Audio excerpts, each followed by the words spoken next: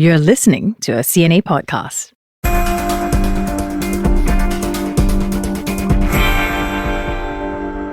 If you're looking for clues to what China's leaders are thinking when it comes to the future, you'll find them at the two sessions, or Lianghui, China's largest and most important political meetings of the year. And China's top political advisory body will focus on shoring up support for reforms and new productive forces to tackle the flagging economy. Economy, tech, culture, everything is on the table. Thousands of delegates, the Chinese leadership, regional representatives, business heads, even celebrities, all in one room.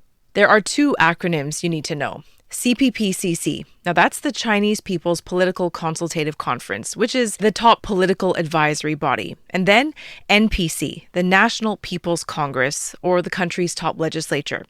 China correspondents Olivia, Siong, and Tan Sihui joined me from Beijing to unpack the two sessions. Hi guys, good to have you on. Hello. Hi, Teresa. Olivia, you've been CNA's Beijing correspondent for 6 years now. Actually, I'm pushing 7. And you know as well as anyone that there is something in the air when political season comes around. This isn't your first time covering the two sessions, so what would you say as a journalist on the ground? What makes this time of the year stand out? Well, it's that time of the year when traffic gets kind of bad in Beijing, you know, those unexpected road closures, because all these high-level leaders and delegates come from all across China, descend into Beijing, and so traffic is just bad and security is tightened, bag checks get that much more thorough, heightened police presence. And this is also a period when I tell my friends, sorry, I'm kind of in a work black hole. You may not hear from me for a little while. I don't actually know how Sihui does this without coffee, because she doesn't drink any coffee. I only drink tea. But you know, this time the meetings like last year ran for just over a week, which was shorter than the previous. And it's an exciting time though, despite it being a bit tiring. But as a journalist in China, there's this buzz in the air. And this year, the media arrangements free of the COVID shadow. So it feels like this big gathering of all the media that's covering in China, many familiar faces and friends that we get to see all gathered at the Great Hall of the People and on the sidelines at news conferences. There's this energy, and it's also the time of the year where I must say the team, especially the camera crew, get to flex their fitness and time spent at the gym, because we're talking long early days starting at 5, 6 a.m, lining up in the cold single-digit degree winter to dash and jostle for the best camera positions. You just have to be there early. But it's exciting because these are the biggest political events every year. You're in the same room as Chinese leaders. You get to observe their interactions in person. You may also get to ask questions at news conferences to them, even though the whole event is quite highly choreographed. But, you know, it really does set the stage for the world's second largest economy. And this is the meeting that every year sets the tone for what's to come. Sihui, Beijing, as Olivia said, it becomes a hive of activity. Journalists from around the world, thousands of delegates in the capital. But who are these people? I mean, what do they do? I know, that's the big question. And I think what we do know is that delegates are selected through a process which state media and officials, well, they've called this China's version of democracy, and they are first nominated by the Communist Party before being voted in by local representatives. I think what we always look out for is who are the big names. And notably, I think this year we saw that there are certain people who are left out of the list. Tech giants like Tencent chairman and CEO Pony Ma and Baidu's CEO Robin Li, they're missing from this year's list. But we saw that there are certain people who are included in this year's list from emerging tech companies such as electric vehicle manufacturer XPeng CEO He Xiaopeng and chairman of AI chip designer Capricorn Technologies Chen Tianshi. So it is a clear sign that they are placing more emphasis on emerging and new sectors. And of course, beyond these big names, we're also seeing stars, as you've mentioned earlier, since delegates come from diverse backgrounds. And I myself actually personally spotted Yao Ming, the basketball legend. He was walking in super It's not tall. hard to spot him. Exactly. Everybody was watching him walk in, and he was, it's that star power that you observe at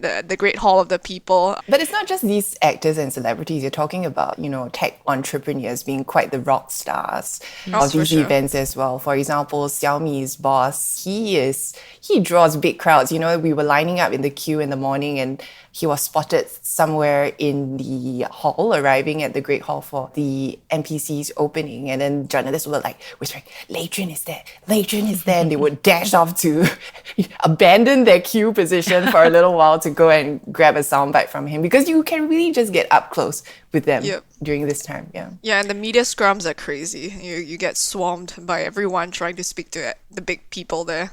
So we know this year the meetings took place amid fresh tariffs from America, while China wants to increase its self-sufficiency both economically and technologically. Olivia, what would you say was the biggest announcement in the roadmap ahead? Well, I was just thinking about this, and I think the biggest announcement was not just what was said, but not said. And here's why. Going into this, we knew that all eyes were going to be on China's economy, given the headwinds that it's facing from external pressures amid the heightened trade war with the US, those additional tariffs on Chinese goods kicking in just the day before the Chinese Premier Li Qiang made his speech at the opening of the NPC session. And so that kind of was the backdrop that these meetings were taking place under. And we know domestic challenges have continued, with especially weak domestic consumption and a drag caused by the real estate sector. But honestly, there were no huge surprises when the Chinese Premier delivered the government work report. It was largely in line with what analysts had predicted. We heard the GDP growth target for this year to be kept at around 5%, the same as last year. Yes, ambitious. But then we also saw the fiscal deficit set to around 4% of GDP, which was 1 percentage point higher than last year, which signaled increased policy support to boost China's economy. China's defense spending went up 7.2% on year. What was interesting too was that in the major tasks listed for this year, and when you compare the reports last year and this year, the task of boosting domestic consumption actually got moved up to the top task, the number one task on the list. And that was compared to third place last year. And this year, a big message also on driving technical innovation as well. And it seemed that at the end of it, when you looked at the speech that was made in this government work report, which is the centerpiece document of these meetings, the key message seems to be that China, while recognizing its achievements, was keenly aware, the Chinese premier said, of its problems and the challenges that confront China. But he said that China must face its difficulties and problems head on and have strong confidence in its development. The US was not mentioned at all in the Chinese premier's speech explicitly. He did talk about external pressures, he did talk about uncertainties coming up, but the US was not mentioned at all. And so it was interesting after that when I spoke to analysts, and they did say that yes, even though the US not mentioned in the government work report explicitly, it's very clear that China is also hedging against, and if you would like to say, use the word future-proofing, and leaving itself leeway, especially in how it talked about future policy measures, to be able to adjust to whatever uncertainties may come with the new Trump administration. Boosting domestic demand and consumption, as you say, Olivia, it's been earmarked by leaders as a primary goal this coming year. Sihui, can you help us understand why locals are not spending? When you talk to them, what are they telling you?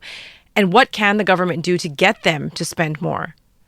So on weekends, I would hang out with the locals here, my neighbors, my friends. And sometimes when we go to bars or restaurants, like for example, one specific bar I went to just last week, and I noticed that my friend was saying that this place used to be buzzing with life. He used to have to queue up to get in, but this time around we just walked right in. And so he himself noticed that on a Friday night there was not exactly a lot of people at the bars spending their money. And so I also went out with my neighbor, and I noticed that whenever we went out, she would be thinking about exactly how much she would want to spend. She would be budgeting, and she would be looking at what are discounts that she could use when we would go out. And so I think that's the mindset of a lot of the local Chinese nowadays. And when I spoke to her during the interview, she says that, she doesn't have much confidence. There's a lack of confidence in Chinese economy. And she used to, for example, buy luxury items every year. And this year was the only year that she has not bought a luxury item. And so what she's thinking of is being more future oriented. So she's saving up more for the future because they're kind of uncertain about what's going to happen in the future. And I think that is something that the government is paying close attention to. So far what's been announced at this year's Lianghui is that China is set to launch special initiatives to boost consumption in 2025, including issuing ultra-long special treasury bonds of 300 billion yuan. And beyond that is the continued implementation of the trade-in program, which has since expanded its eligibility. And so I spoke to my neighbor, asked her what exactly are you looking out for at this year's Lianghui. So she said, giving cash incentives would be great. She would want to spend it on travel. But at the same time, analysts have also said that this may not be a good idea because at this point of time, a lot of Chinese are saving. So they are saving more than they're spending. So it wouldn't immediately translate into retail sales and instead translate into precautionary savings. So what they're hoping to see would be more help for unemployed, the private sector as well, so that they could create good jobs. And during the livelihood presser, which I attended, the officials did say that they're placing particular emphasis on this, which is creating good jobs, with the goal to create 12 million new urban jobs. Yeah, I think I just want to jump in here as well. Part of the dampened domestic consumption is also related to the slump in the real estate sector because many Chinese put a lot of their money into buying a property. And however, since 2021, when the government moved to rein in the excessive debt of property developers, that resulted in developers defaulting and then many homes being left uncompleted. That affected home buyers' confidence, which then led to home prices falling and a depletion of wealth. And so therefore, you coincide that with the COVID-19 pandemic and the economic headwinds. People are saving for a rainy day and not wanting to spend. So the question is whether these measures will work. Yeah, that's good context. Okay, let's talk about tech. And China's AI startup, DeepSeek, got the attention of the United States pretty quickly, didn't it? Listen to what President Trump had to say back in January. Today and over the last couple of days, I've been reading about China and some of the companies in China, one in particular, coming up with a faster method of AI and much less expensive method. You're both based in China. I want to know how palpable this tech push is when you guys go about daily life in the country. Well, I think DeepSeek and AI has certainly got our attention too. When we joined the media scrums, as Sihui maybe also can share about, many of the journalists were all asking the delegates, how do you use AI? Have you used AI? How do you plan to use AI going down the road in your sectors?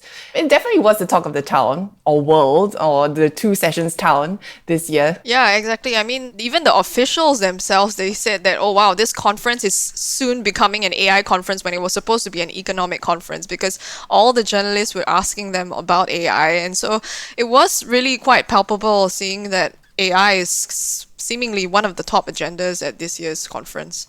Yeah, the securities regulators said it seems like if you're not talking about DeepSeek, you're not on trend.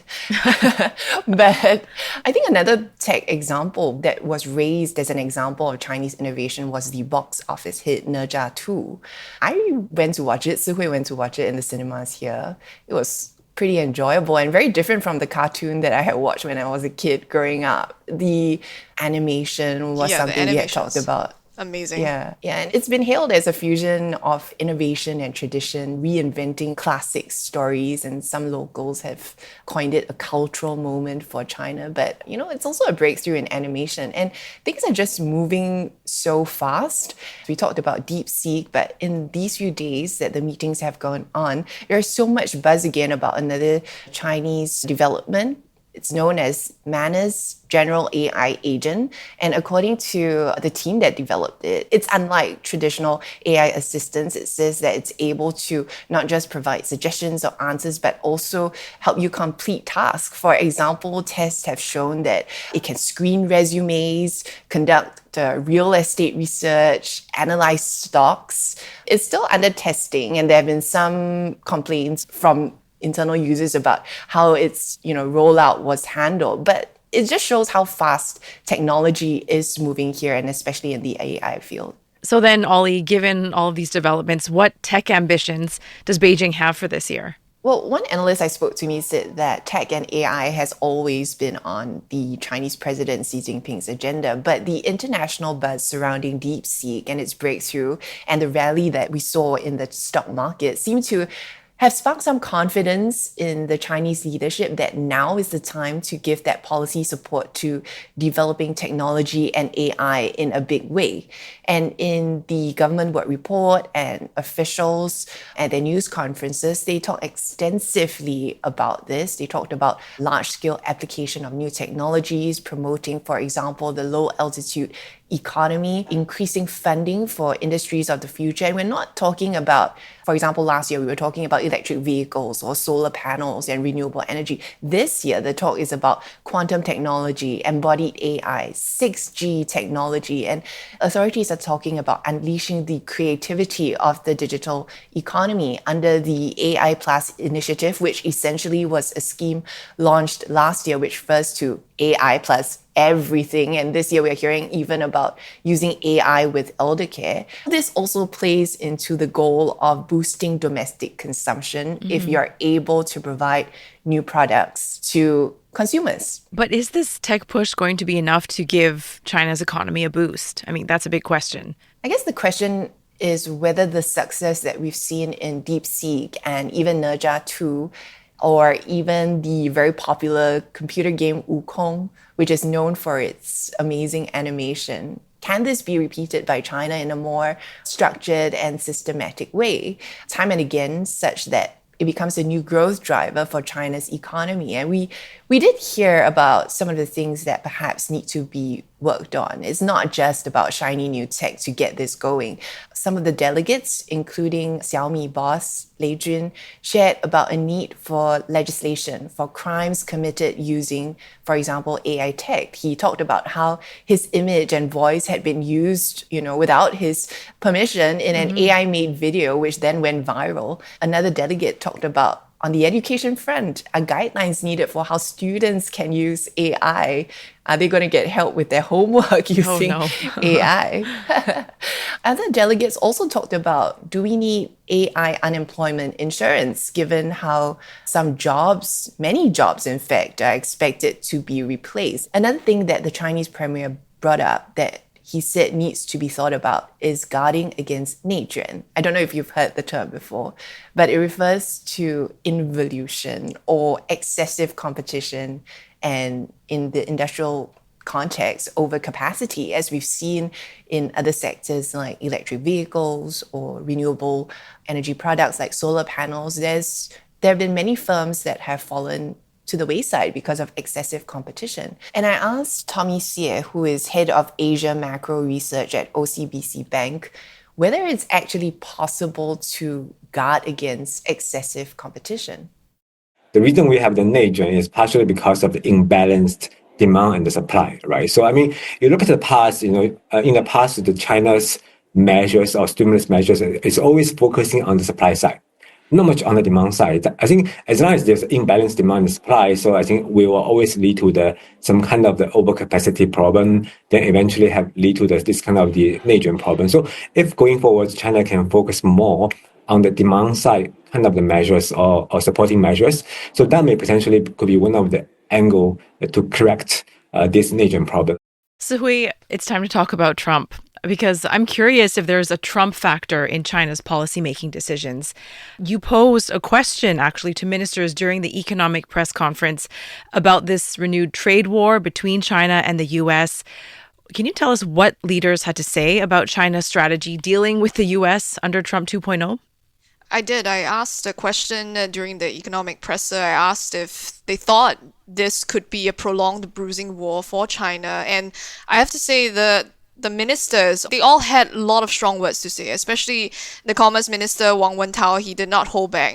In fact, he warned the US against going down the wrong path, and they vowed to respond in kind with tariffs. He also criticized the US for distorting the truth and using the fentanyl issue to blame China. And Foreign Minister Wang Yi also weighed in on the issue at a separate press conference, and he had these strong words to say.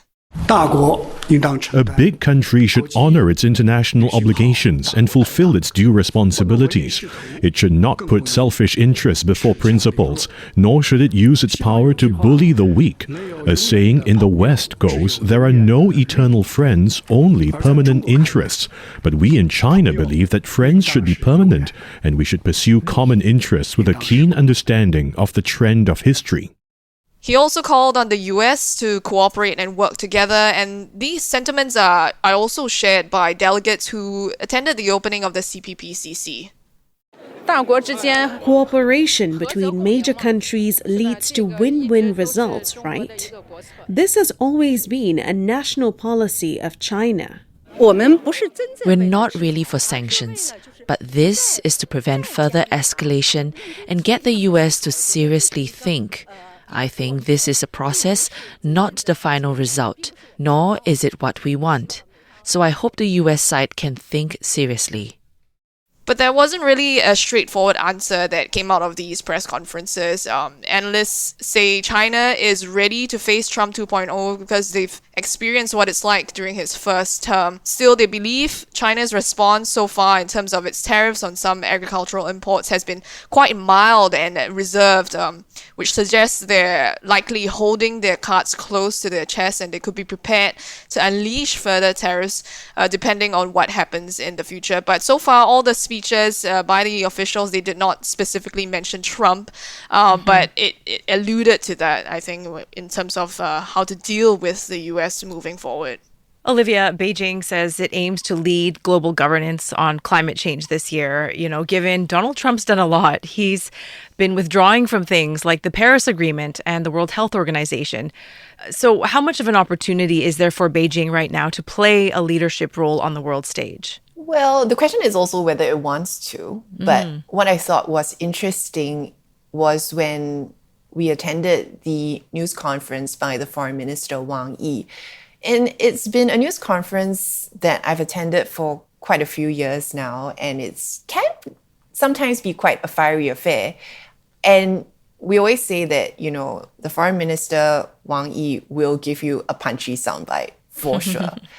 This year, there were punchy sound bites, but after I stepped out, I realized when I thought about it, it did seem like he took a more measured tone this time round compared to previous years. And I checked this too with our editor and another analyst who has been watching this, and they said, yes, it did seem like he was less fiery this time round. And the question is why?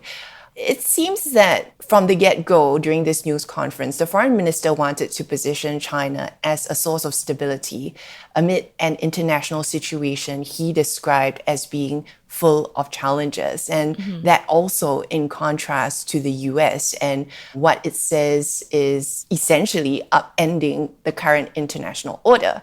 There were many veiled and direct references to Washington throughout Mr. Wang's 1.5-hour news conference, but he said that China would continue to play a constructive role in, for example, resolving the Ukraine crisis. He hit out at, quote, two-faced acts by the US amid that renewed trade row between the two countries, and said that China would take countermeasures in response to any arbitrary pressure. But he also particularly wanted to position China as a leader of especially the global south, developing countries, which he said holds the key to bring stability to the world and making it a better place. And he also said that no matter how the world changes, that China's heart will always be with the global south, and that China will work with the global south, and these countries should add a new chapter to the history of the world. Ultimately, for the world, though, Why do the two sessions matter? I mean, how closely do you think Asia, the United States, even Russia really watch what happens during the two sessions? The two sessions, according to many observers, is a domestic affair where mostly domestic issues are discussed and the audience is domestic. But as analysts we have spoken to have said, the entire occasion has also evolved. Previously being more agenda setting, but now it's also about getting key messages across to the domestic audience. This time round, it seemed the leadership was very keen on projecting confidence in China's trajectory amid all the challenges that it's facing at home and abroad. There was a key emphasis on improving people's well-beings and not just these big issues about macroeconomy or diplomacy, but it's interesting that the topics that generated the most buzz, perhaps, were very day-to-day issues. We're talking about jobs, about childcare subsidies, even a 3-year weight management campaign that has been launched.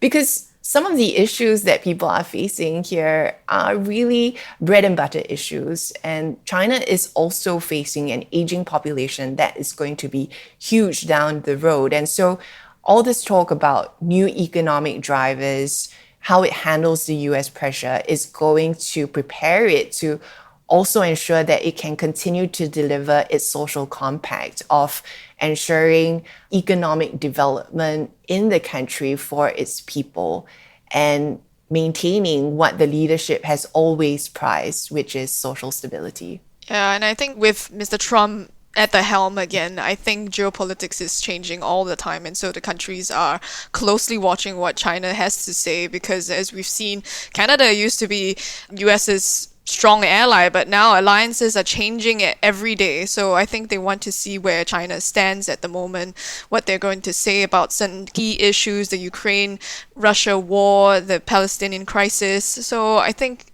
everybody is watching very closely. But I think with the economy as well, as they say, the devil is always in the details or the implementation. It's clear that the leadership seems to be cognizant of the challenges that it faces. And down the road, we'll be looking out for more implementation details from the different ministries, how it plays out. And the way China works sometimes is that it does not necessarily give all the details at once. And that is also to allow room for maneuver and to adjust dynamically to the situation as it evolves. And like as Sihui said, with the Trump 2.0 factor, there is still a lot of uncertainty as to what's to come.